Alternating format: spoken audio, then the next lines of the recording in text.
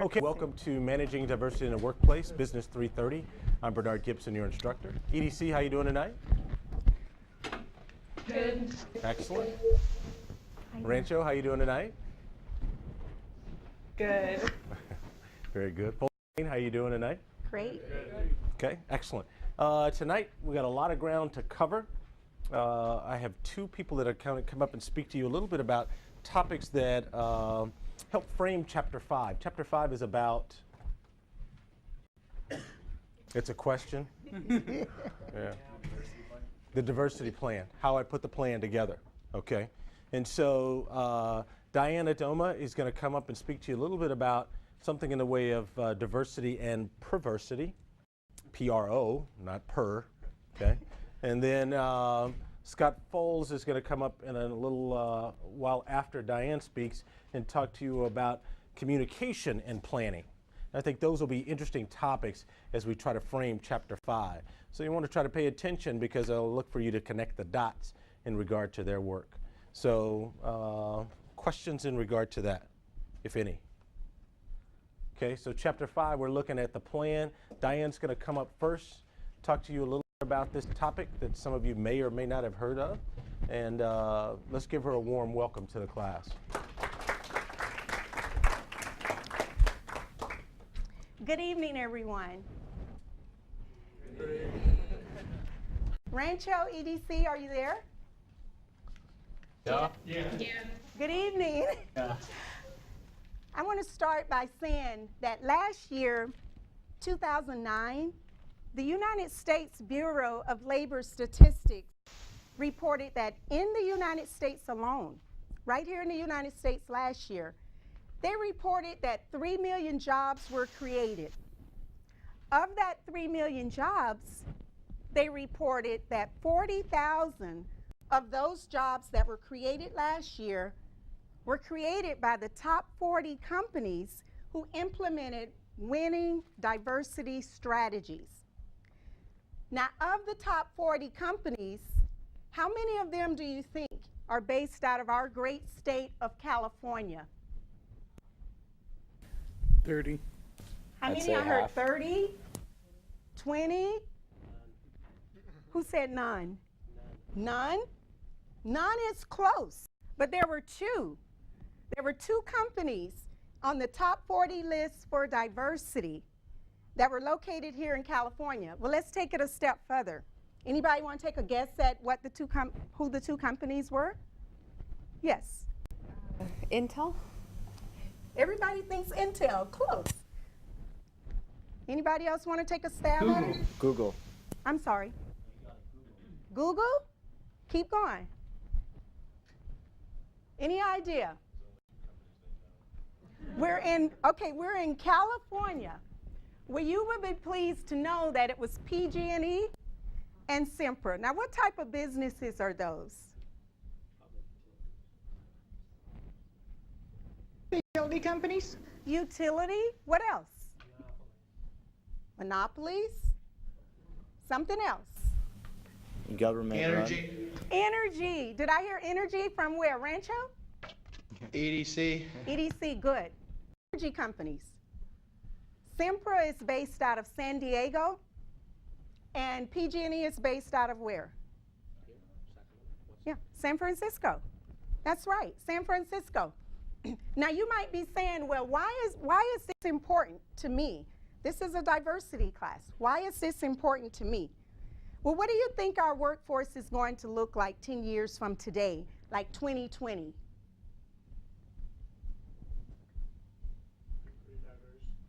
Pretty diverse. Diverse in the sense,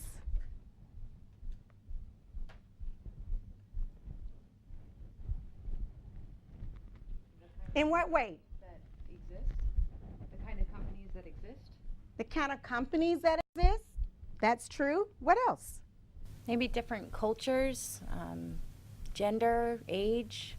Absolutely. Different cultures, different genders, different age. Look at this slide.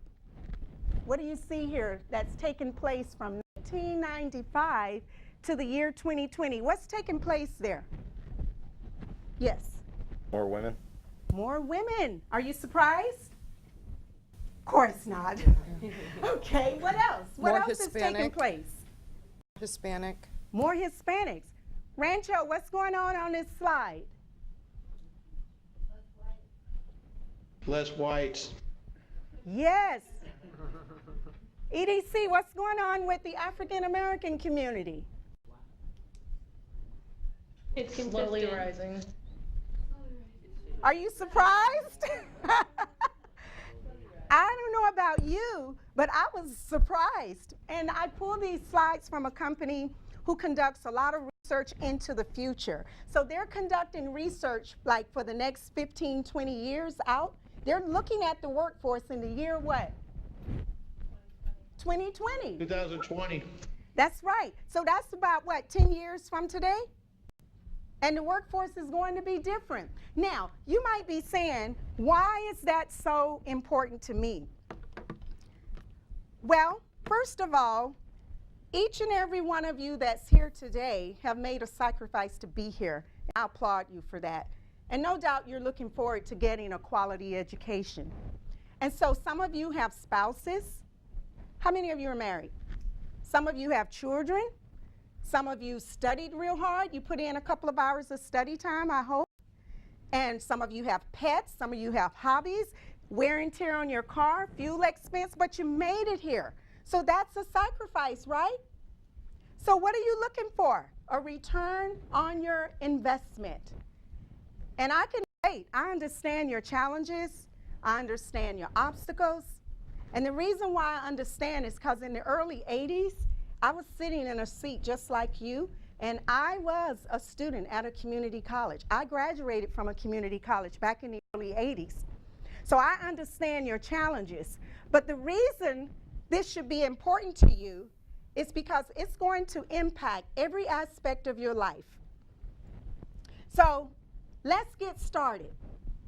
I want you to pull out a piece of paper, and we're going to play a game. And turn to your neighbor. I want you to pair off. Rancho EDC, pair off in groups of 2s, please. And don't be too hard on your neighbor with this game. You can do a group of 3 if you have an odd number. But I want you, there's the directions. With no collaborations. Rancho EDC, are you ready? No collaboration. I want you to write down 2 to 3 things about your neighbor from visual observation. No collaborating, no. Turn to your neighbor, look up at the screen. Everybody, look up at your screen. Turn to your neighbor, write down 3 things about them. No talking or sharing information. Just from visual observation. I'll have Professor Gibson write down 2 or 3 things about me just from visual observation. And don't make it hard, like I got on a red jacket, I got black hair. That's simple. That's all you're gonna probably be able to do. Rancho, EDC, you pair it off?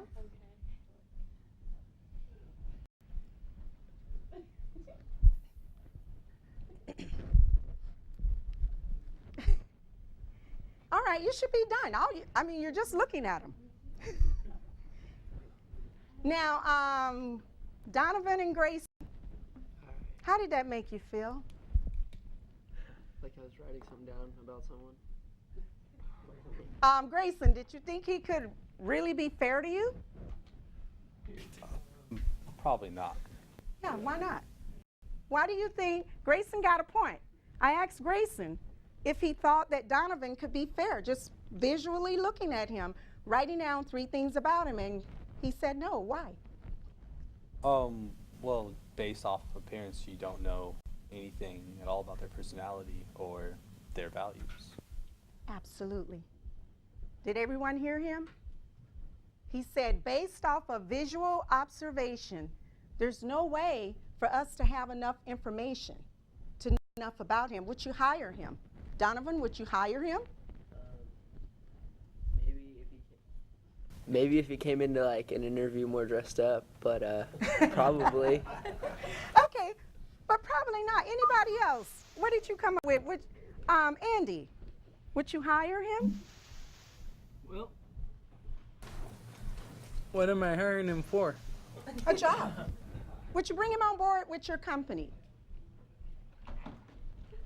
Well, with the way he's dressed right now, I would be willing to hire him for some jobs, but like banker and stuff. So you'll give him a break. You'll give him a break. What about you? Would you hire your partner? Possibly. Okay. Okay, based off.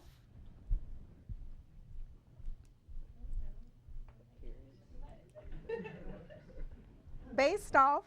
What do you have to, what do you know? Do you know enough about them to hire them? Yes.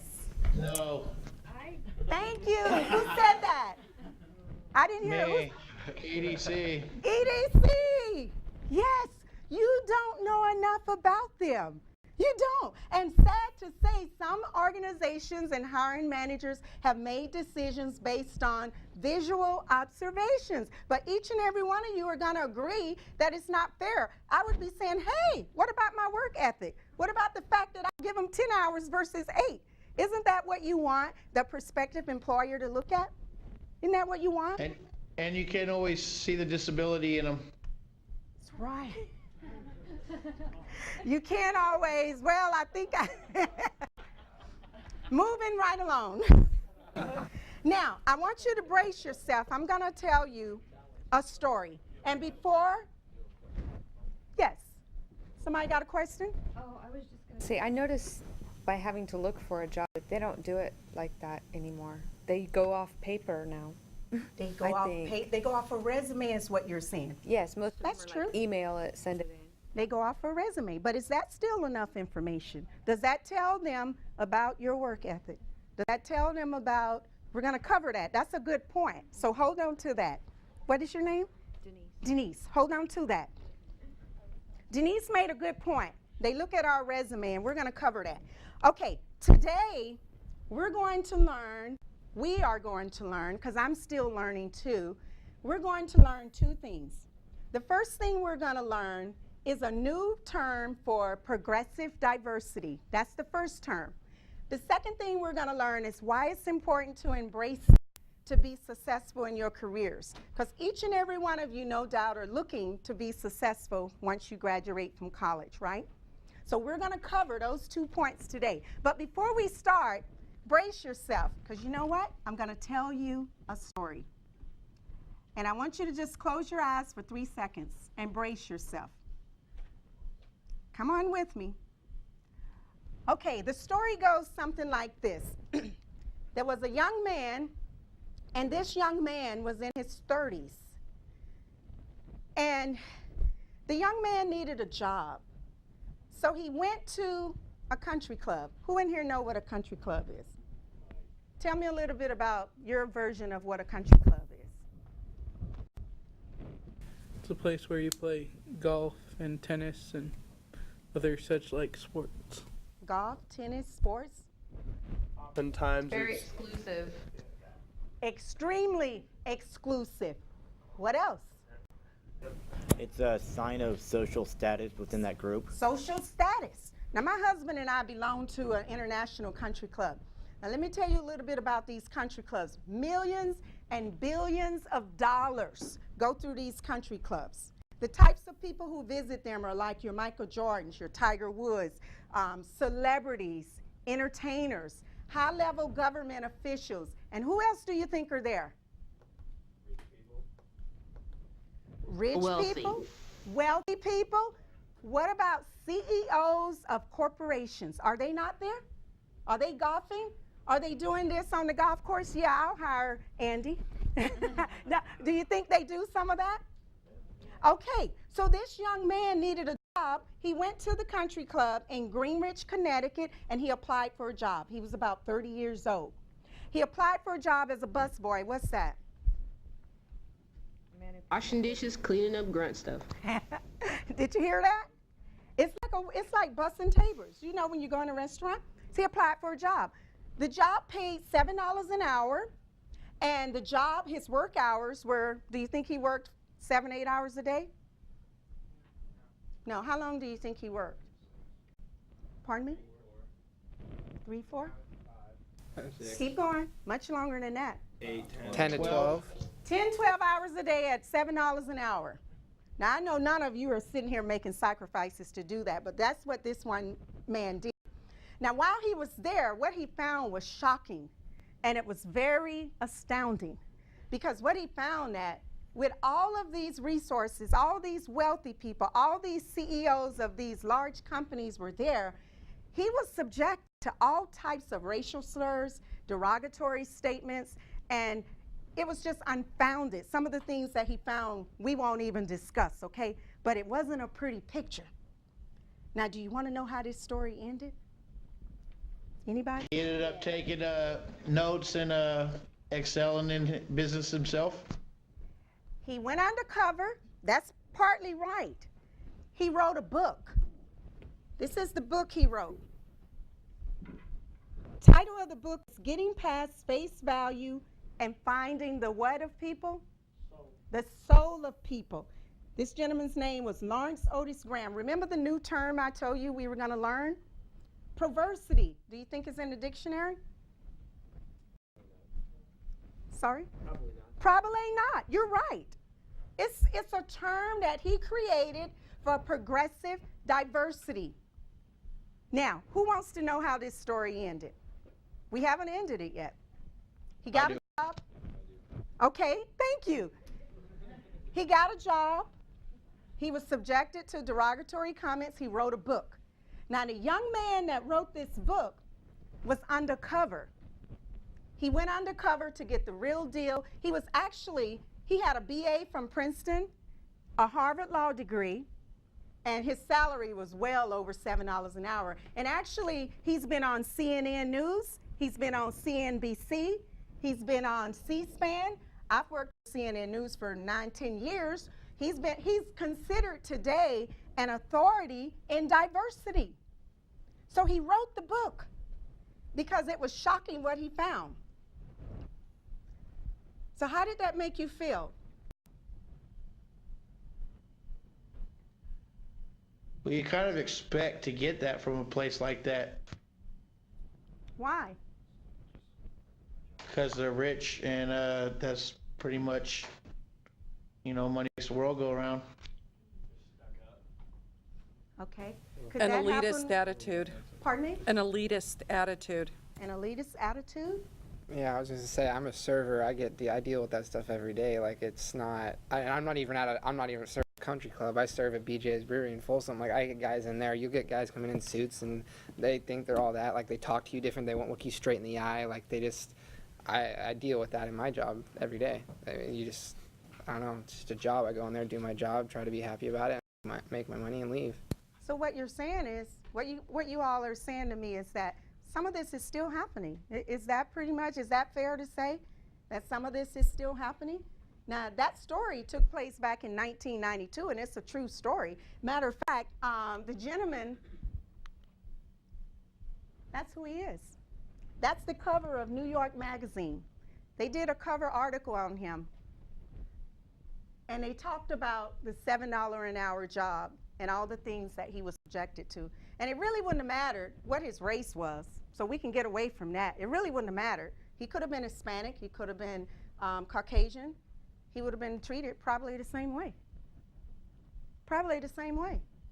So, we said we were going to learn two things, but let's talk about diversity and proversity, and let's talk about why both of them are important, why both of them are a winning strategy. Now, what is diversity based on what you already learned? Yes. The different groups that we coexist with. I mean, through cultural groups or gender, like diversity means like that there's different groups of everything. I mean, Difference is the key gender, word. age, yeah.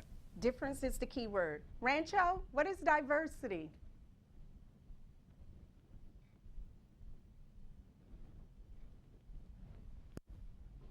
That it's the difference between peoples and cultures.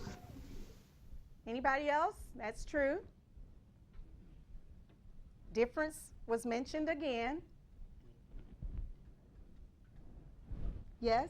How about having variety? Having variety. Having variety. So what is proversity then? The word that's not in the dictionary, have a meaning. Progressively diversity. So it's looking, remember the exercise you did when you turned to your neighbor and you wrote down those 2 or 3 things from visual observation? Is it fair to say that none of those things really have longevity? Because it's what you are inside. It's what you are inside. What about your work ethic? Did you know about her work ethic just from looking at her? No. Did you know anything about her value system, her morals, her hobbies? No. Her family? No. We didn't know anything. So, is it fair then to say that diversity and proversity are important? Because we're all different. We can't change that, right? As I stand here, what do you think over here? Is it fair to say that diversity and proversity are both important? Yeah, definitely. That's Yeah. what we were just saying is, I mean, and while there's still, like, you have to see. There's, yeah, you kind of need the two together because diversity, that's just going to be like different cultures and, you know, different kinds of people. And then proversity, I mean, that's like, you can see that on the, after being with somebody for a couple days or a couple hours or something. That's true. Great point. I almost feel like proversity should be more important when hiring somebody, though. Great point. Did everyone hear his comment? Yeah. Oh. Oh. I said proversity I think should be more important than diversity when hiring somebody. He said Observation. proversity.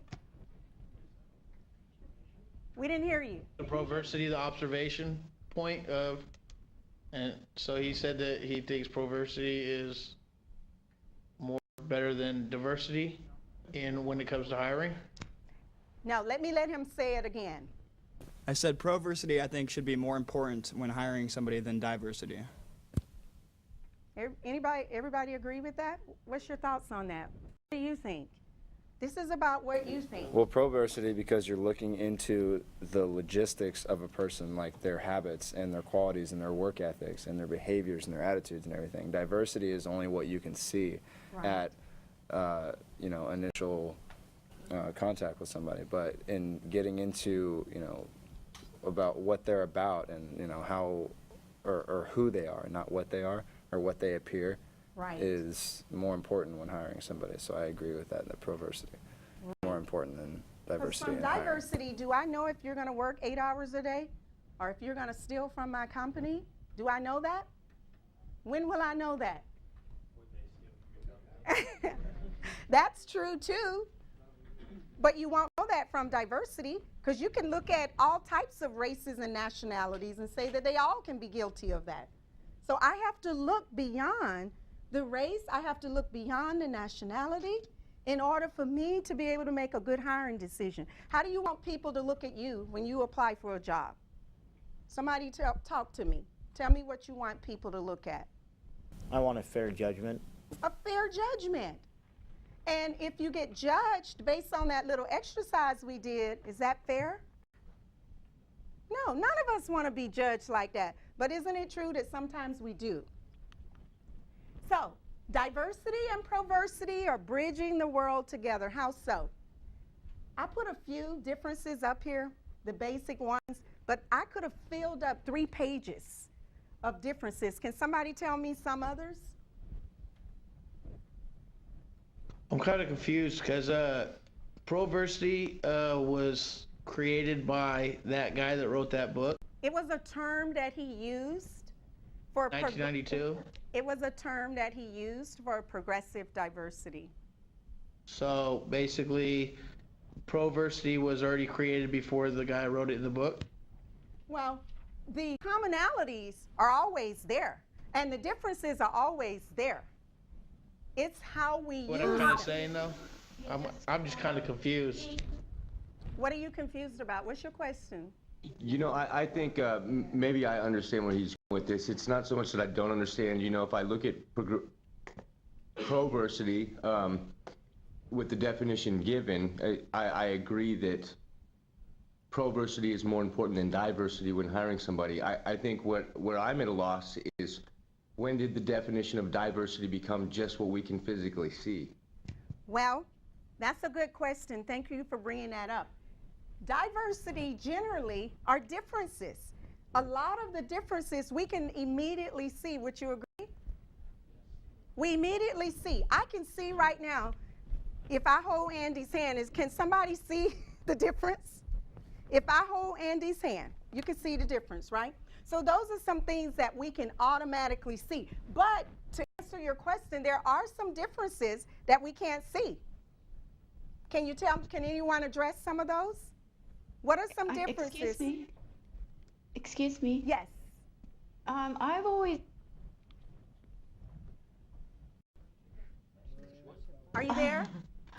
Yes. I've always viewed diversity beyond the age, race, religion, gender, and to encompass all the proversity that you have in there. You need a diversity of experiences, background experiences, work experiences, and those go beyond the skin. Those go beyond the superficial. Absolutely. Those are the things that go beyond the superficial. Absolutely. Did everyone understand what she was saying? Proversity is just going beyond the superficial. So it can be seen or unseen, but it's basically going beyond the...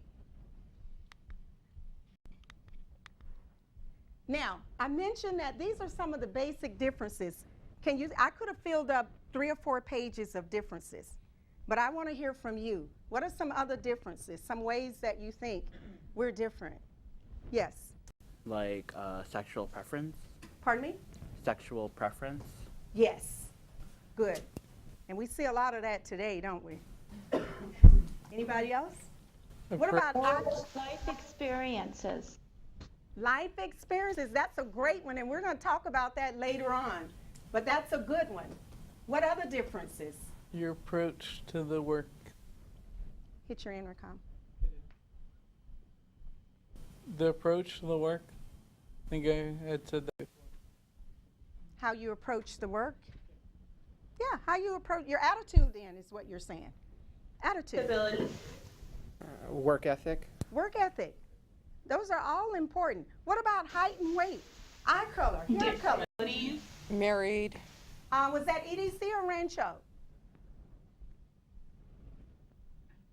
Rancho. And what is your name? Jessica. Hi, Jessica. What is your comment?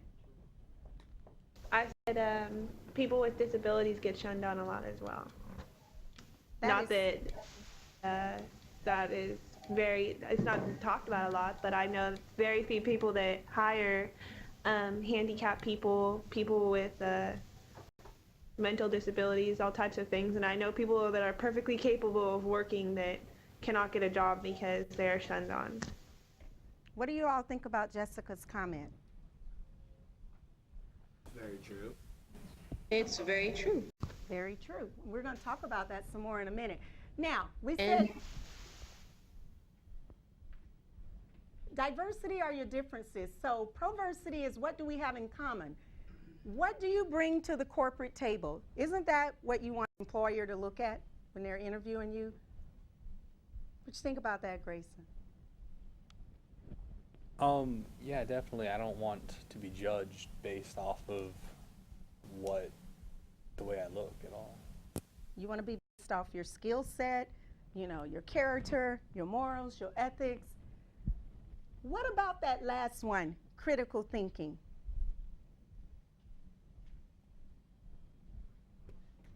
I think Denise? it's very important. Why? The way one thinks is very important. It tells a lot about their character. What is critical thinking? She said it tells a lot. Critical thinking is the way we think, and that's true, Denise. Thinking about projects, etc. Thinking on a higher level. Outside the box, yes. I think it's also how we approach a situation. How we approach a situation. Problem solving. Problem solving. Absolutely. Problem solving. Thinking outside the box, right? The sky's not always blue, right? Yes. come back to you. So diversity and proversity are very much important. Now, have any of you ever had someone that's been biased towards you, either intentional or non-intentional? I know I have. You want to share a story with us or tell us about it? Sure. Halfway through my freshman year in high school, I actually moved up to Washington State as the southernmost part. It was about 15 minutes from Vancouver, Washington, or Portland, Oregon. I don't know if you guys are familiar. But given that I was from California and I don't know, I guess my appearance or the clothes that I wore, I was an instant outcast because everybody in the town of Washougal, at Washougal High School, in the Washougal High School district, they all grew up with each other and they all were accustomed to each other, you know. And then, I don't know, the new kid from California comes in and, I don't know, I guess it was basically because of where I was from.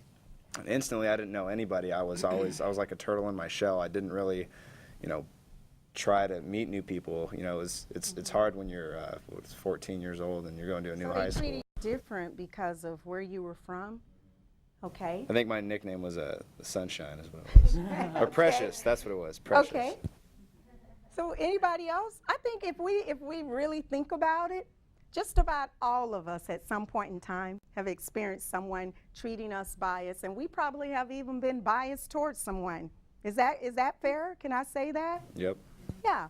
So I found two recent experiences that I thought were very interesting recently in January, and these were unintentional bias examples. Senator Arlen Specter, everyone know who he is, right? He tells Michelle Bachmann, a Minnesota Republican, not to interrupt him, to be a lady, and then what did he tell her? I'll treat you like a lady. Now, he later on apologized. He sincerely did not mean it. But does that tell you that sometimes we have these inward biases and we're not even aware of it? Because he apologized. Obviously, I didn't think he meant it. The other one is with Senator Reid, who apologized to President Obama, and he apologized. So you see, we have biases. Doesn't make us a bad person, though, but we have biases, right? Now, today's labor pool have many challenges. How do we make a strong business diversity case for the market being no longer dominated by a homogeneous group? What is homogeneous? All of one. Yes. It all looks the same. Everyone kind of looks the same, like we all look alike. So based on that slide we saw earlier from the Hudson Institute, do you remember what the workforce is going to look like in 2020? Somebody give me a recap. African Americans stayed the same, 11%. Women were at 50%. Whites were at 48. 68. There were more Hispanics or less Hispanics in the workforce. No, there was more. There were more. There were more Hispanics. There were more Asians. African Americans remained what? Flat. 7%. What happened with non-Hispanic whites? It went down. So, does that sound homogeneous? No. Sounds diverse, doesn't it? Sounds diverse.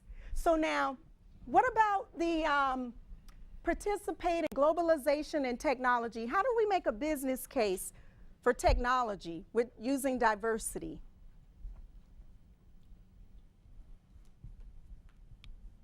How many of you have bought anything online? Amazon.com, eBay? Just about everybody. I think just about everybody's purchased something online. Well, have you ever met the supplier? Do he know who you are? Do you think you're important to his bottom line?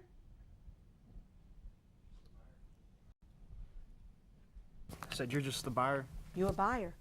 But they'll sell to anybody in the world, right? eBay is all over the world. So who's your customer? The man that I will can't buy hear your you. stuff. Who's your customer?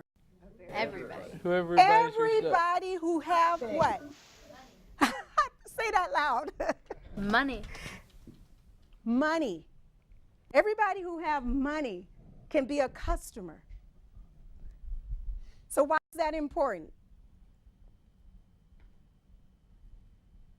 You own a business. You got an internet business. You have more places that you have to market towards. You can't necessarily be a niche market. Thank you. If you're marketing just to Folsom and you have an internet company, do you think you're going to lose a share of the market? You think you're going to lose some money? I don't know about you, but I would imagine that you are. What about discriminatory preferences and practices impede the HR managers from attracting the best talent? Do you believe that? Why or why not? Yeah, because if you're looking at it and you have to fill out a quota system where you can only have so many of each race, and you look at it and you go, hey, I only have this many people that I can have from a certain race or sex or whatever, and your best person is from there, but you're already full. Somebody. Everybody agree with that? What about hyper-competitive marketplace? What is hyper-competitive? Is that where everyone's competing for a job? Give me a recent example. We've probably been watching it on the news every day. What's going on with Toyota right now? Their brake systems or their gas pedals, they won't stop. What do you think GM and Ford are doing right about now? Theirs. Toyota? Pushing their lines. Yeah, that Profiting too. off of their loss. But don't you think they're in the boardrooms coming up with a strategy to get that market share that Toyota might be losing? I have a Toyota and I love it, but I'm telling you, people are looking to exploit them. Domestic manufacturers were way too slow, so. That's right. So when we Toyota's in big trouble. Toyota is in trouble. We'll see how they pull that out. Thank you for sharing. They did a that. cover-up. We'll have to see how that ends. Now, if we take our differences and our commonalities, what do we get? A competitive advantage. So if you look at the list up there, why do you think if we removed language barriers, how is this a competitive advantage? Everyone can understand each other. That's true. What happens if you have a call center in Folsom and you have customers all over the world? Do you think you can pick up that market in India, Mexico, China, Japan, Hong Kong? If they don't speak the language. So isn't there a huge market to be gained if you can remove the language barrier? Yeah. Been working on that through English. That's right. So let's look at a video. First of all, change begins with who? Begins with me, it begins with you. We have to first recognize that we have biases, right? And we agreed earlier that we all have a bias. Not a bad thing if you admit it. It could be bad if you don't recognize it, right? So we have to find the common goal. So why do we need to change? Let's look at what some of the CEOs around the world are saying why we need to change.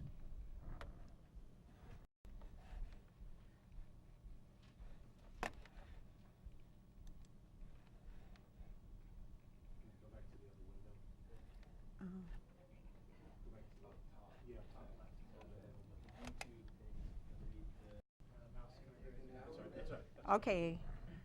I got all this help. Thank you. They wanted to hear your story. Today, that conversation is part Restarted? of every client Okay. conversation. Bottom line is that corporations.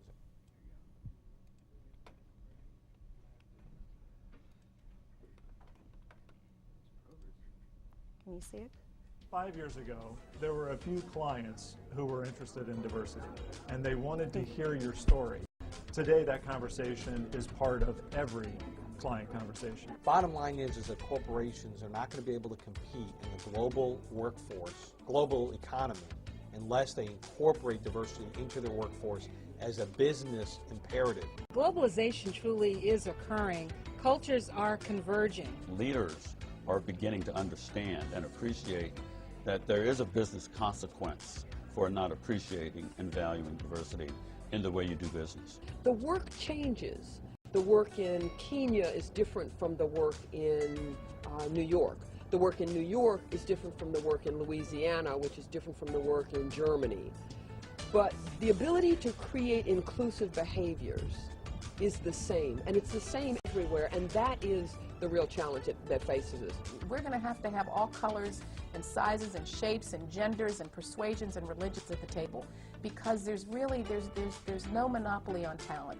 We've got to change the attitudes of people in the workplace so that, white people don't think that this African-American woman was hired because she's an African-American woman, and that African-American woman doesn't think, more importantly, that she was hired for that same reason. We have to believe we were chosen because we're the best people. Our own diverse workforce delivers better decisions, better innovation, better performance than we would without that diversity. So it's important for us internally as a business, and it's imperative for us with our clients.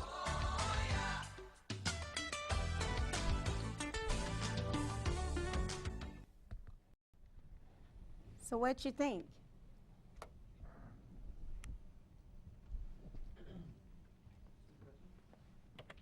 It makes perfect sense. I mean, it seems like it should be common sense that in order for a business to operate and be lucrative and successful as much as possible, you would have to bring diversity into the factor, into the equation. So it just makes perfect sense. What were some of the CEOs mentioning? What were some of the things they said couldn't be overlooked? Talent. Talent? Yeah. Yes, talent. What else? There were a couple of key points that the CEOs touched on that they said can't be overlooked when it comes to the new workforce. Cultural diversity. Diversity. That business is different, like from New York to Louisiana, different from Germany. It's like everybody has a different business. Everybody has a different way of doing business. That's right. So if you're going to be an entrepreneur, or if you're going to work for an aspiring company like that top 40 we talked about earlier, it's important to understand the mechanisms of cultural diversity, diversity in the workforce, and to understand how you can embrace that and how you can use it to benefit yourself, because that's what you want to do. Because as was brought out earlier, we all have biases, but we just want to take it and use it in a way that it's positive so that it have a positive results on us. So the workforce now is non-traditional. Would you agree?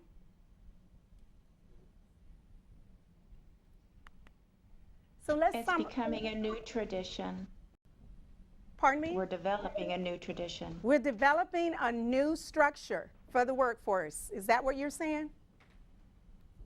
Yes. Yes, that's correct. So let's summarize. What is perversity? The word that's not in the dictionary?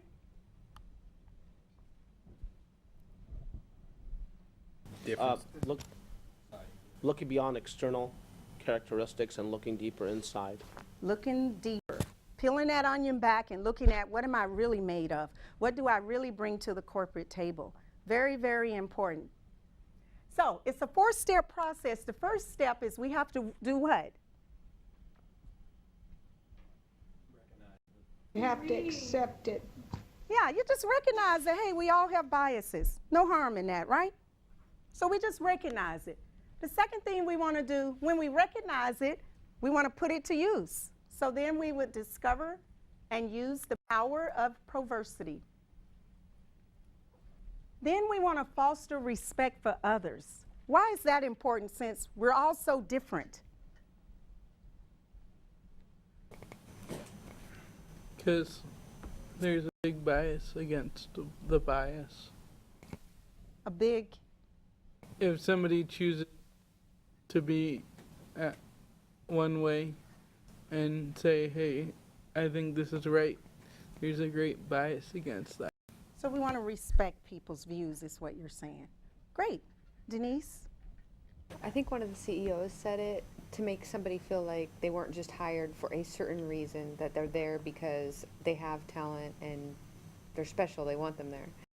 To have that respect. Excellent. So they're just not hired to fill a quota. So expand organizational contacts. How do we use diversity to expand our organizational contacts? A consumer feels more comfortable by going to someone that's their nationality or their race. Therefore, if you employ more and more diverse sales force, you're able to relate to more people. That's right. So you're saying you can reach out to a greater share of the market. Excellent. Now, what did you learn today? What did you learn today about diversity? What did we learn today about diversity? Proversity. Diversity is variety. Variety and Proversity. proversity. And what is proversity? It's below the skin. Who wants to add? Rancho? It's commonalities. Commonalities. Commonalities. EDC, what is proversity? That was me that just said it. Commonalities. Commonalities. And we all agreed that that's how Things we we want. bring to the corporate table. Yes, I like that. What can you bring to the corporate table, regardless of your race, your nationality, your religion, your eye color, your hair color, your hobbies? What can you bring to the corporate table, right? What can you do for my business? Good. And why do we need to change? Why do we need to embrace diversity and proversity? Yes. As a business, Competitive advantage. Competitive advantage? Yes. And if you don't recognize it, you're going to lose money. you're going to lose money. And why are we in business? Tell me, why are we Get a in return. business? Money. Get a return on our investment. Return on our investment. So that's the bottom line. The bottom line. And what happens if we don't change? You lose money. I don't know about you, but what business do you know of that's in business to lose money? Even a nonprofit. Toyota. We'll have to see how that works out. But even a nonprofit have to make money because they have to operate. They just don't have a board of directors, but they have to operate.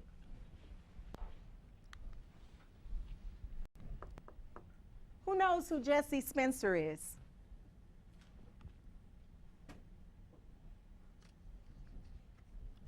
I just found out who he is too, so don't feel bad. But anyway, you see there it says 25 things you don't know about me. He plays on a popular Fox TV show. I think it's called Home, or he plays Dr. Morgan Chase. Is that House? Thank you. Yes, it's how. Now you know how much TV I watch. So you've heard of him. Yeah, so this little insert, I pulled it from the U.S. Weekly Magazine, the February 8th edition, and it says 25 things you don't know about me. Now here he is, a TV figure on TV weekly, and yet there's so little that we know about him. So I found that interesting. So if you go back to the exercise we did where you wrote down the 2 or 3 things from visual observation that you know about this person, just think about him. He's on national TV, and we still don't know much about him. So I'm just going to close with, again, the new term we learned was proversity. We learned why that's important, and we also learned why we need to embrace it. And I just want to thank you for your time. I'm going to turn it back over to Dr. Gibson. Would that be non-perversity that Thank you. What was your question? What was your question? would that article be non-perversity? 25 things you don't know about me? Well, what the article is meant to do is help you to appreciate how little we know about each other.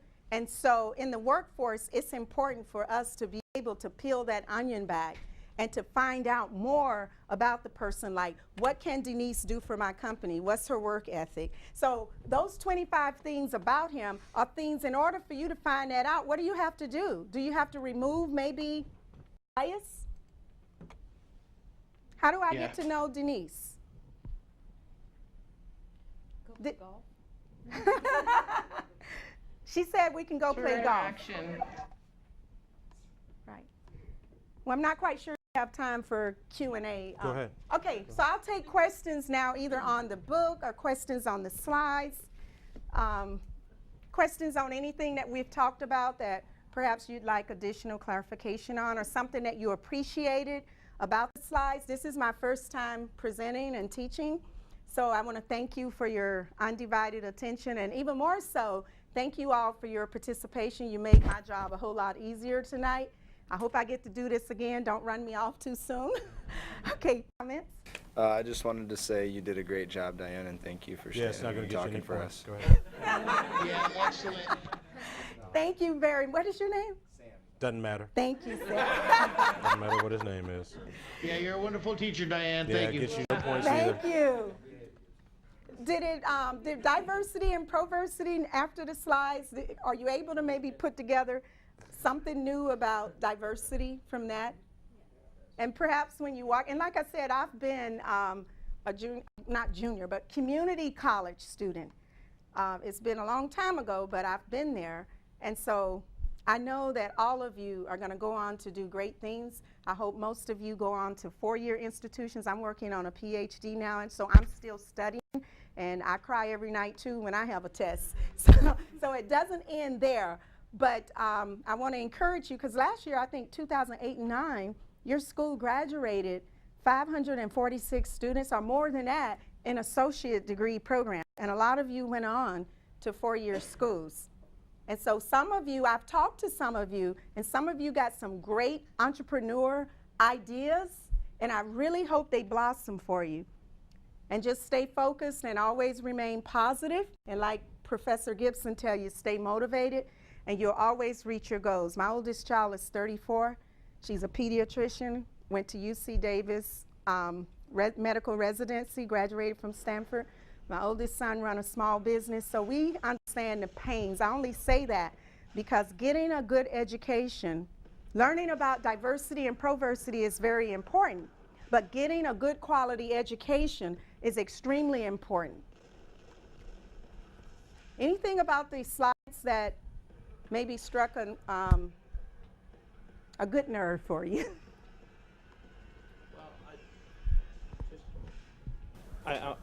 On the data that was up there, I'm just wondering, did the data say why blacks remain flat on that data?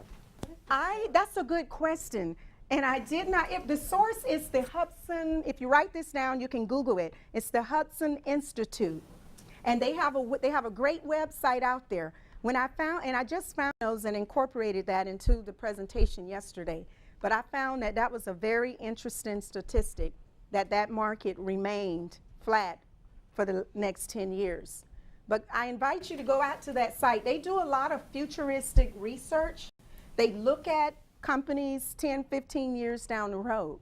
And it gives you an idea how to plan your future, because if you're looking at the new workforce, you might want to incorporate some of that into your, your career goals. Any other questions? The way I've learned that it would stay static is it's your percentage of workforce that is up there. We don't have it up there right now. But to stay static with that percentage, they would have to increase the amount of people in that group in the same amount, that in the same, measure that you increase the workforce. You'd have to have an increase somewhere along the way, and these people have been, based off what I've read, they've been pretty accurate in their predictions, but I didn't find any information to substantiate why the African American population remained stagnant or stable, but it did. The Hispanics grew in leaps and bounds, the Asian market grew, the Hispanic the Hispanic Latino market grew, and the women in the workforce grew. The non-white Hispanics decreased. I think it went from 76% to 68, was it? Did anybody write down the numbers? Yeah. So it was a tremendous drop there. But what I wanted you to gather, the reason I put that on there, the only thing I wanted you to gather from that is that in 2020, there's going to be a dramatic shift in the workforce. So if you got more women in the workforce, perhaps the way we interact with each other have to change, because now you got the, you know, these genders in the workforce. So what did you like about the presentation? Yes.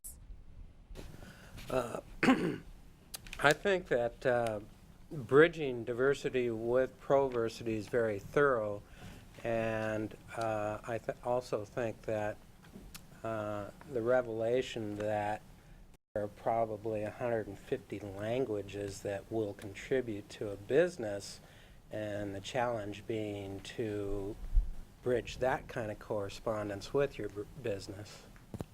That's true, and there's a lot of research out there that supports your comment, and actually there's like 215 different languages right now that they found that an entrepreneur or a business could benefit from. Because when you can interpret and speak the language, you can go after new market share. Removing that barrier is important. You're right. Okay, let's give Diane a hand. No, just turn it off. That way if you say something, they won't hear you.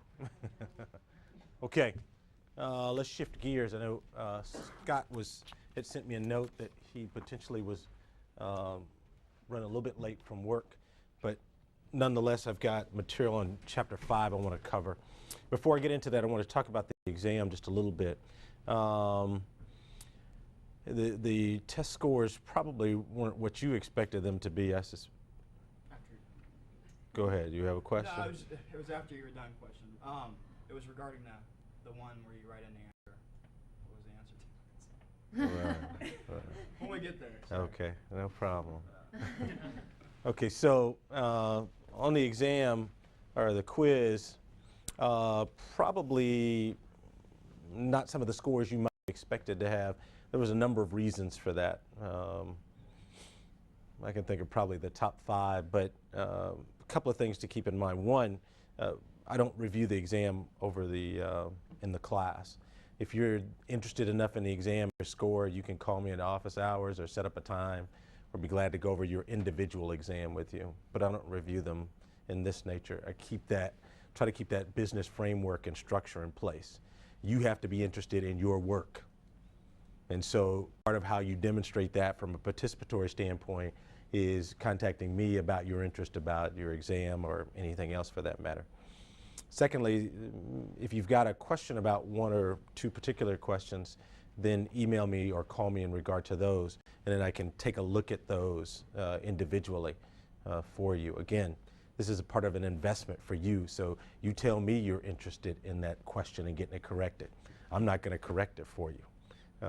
And that's true in business in a great degree, to a great degree. Excuse me. Hello? Yes, please go right ahead. Is there a way that we can see which ones we missed? Yes, I can go over those with you when you contact me in regard to your individual exam, absolutely. It's on the website, doesn't it tell you? It is, it's fun. It's fine. Okay, other questions? Okay, so what I'm looking for you to be able to do is start to understand the material. So if you had a challenge with it, don't be discouraged by that, okay?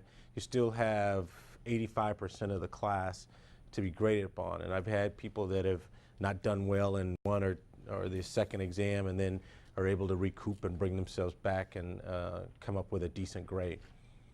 You're gonna have to apply yourself, and those of you that don't like test or don't do well on test, you have an opportunity to demonstrate your proficiency in the mid-semester project and probably the business plan. So my point is don't get discouraged if you didn't get the score that allows you to continue your 4.0 or whatever your goal was for this class. It's an opportunity for you to kind of reset yourself and look to push forward. If you scored well on it, then congratulations, and stay on track, stay focused. Don't take your eye off of what we're doing, because as I mentioned earlier, we're going to push forward quickly. All right, so other questions? Yes. When are we getting that midterm project? I think, did I mention last week it's about 2 weeks off? Maybe not. Okay, so you're going to get that. This is week 6, I believe, if I'm not mistaken. So you may get it as early as next week to get that project. And then I'll unfold it for you. It'll be a team effort. Most of you will be in teams that usually don't have it as an individual effort for the group projects. But I'll go into pretty good detail and allow you to have a Q&A in regard to it. Thanks. Mm-hmm. Others? Okay, let's shift gears. Let's move into chapter 5, where we talk about what? What are we talking to? Those of you that looked at the video or read the text or highlighted it, what are we talking about in 5? Diversity plan. What else? Come on. Sorry. The components that make up the Yeah, there diversity you go. plan. Yeah, that's the other one. Dig a little deeper. Absolutely. Talking about the diversity plan, and then what components make up the plan. What are those components? What's the first one? Executive summary, which consists of what? You go on about page 70. What page is that, Gabriella? It's an overview of the organization. 72. Thank you. Yes, absolutely. It's an overview. Very good. Is that Kayla? Yes. Yes, it's an overview of your organization. How long should it be? 1 to 2 pages. And then when is it written? At the very end. At the end. Why is it written at the end? Look at page 72. That's a good guide for you. If you don't have what you're going to have figured out, it's no point in trying to summarize it. Okay. Absolutely. So the idea here is that you would write it at the end. You would write or put together all the other components first, summarize them, and then in an executive fashion put them at the beginning of your plan. What's your second component? Company description. Okay. And what makes up the company description? What does it say? Look at page 72. You can read it. Type of business, length of time. Okay. American business. Was that last piece? The length of time. Length of time. Okay. So I'm describing my business. How long should this be? 1 to 2 pages. Yeah, 1 or 2 pages. So already I'm potentially to how many pages? 4. Yeah. 4. Up to. See, listen. You up to 4. Up to. Okay? I want you to start paying closer attention. All right, what's my third component in there? SWOT. SWOT. Okay, and what am I doing with the SWOT? What's the design? The good, the bad, the ugly of your operation. The good, the bad, the ugly. Not bad. Okay, I'll take that for an Eastwood movie. Not bad. Okay. All right, and then how long should my SWOT be roughly? 1 to 3 pages. 1 to 3, so I'm up to how many? 7. Almost 7 pages now. So see, you're getting into quite a little document here. You should start thinking in your mind, boy, what does it take in order to get this plan built? And this is just on the low end. When you get into a large corporation, you could already be up to 20, 30, 40 pages trying to describe your business. All right, what's my fourth component?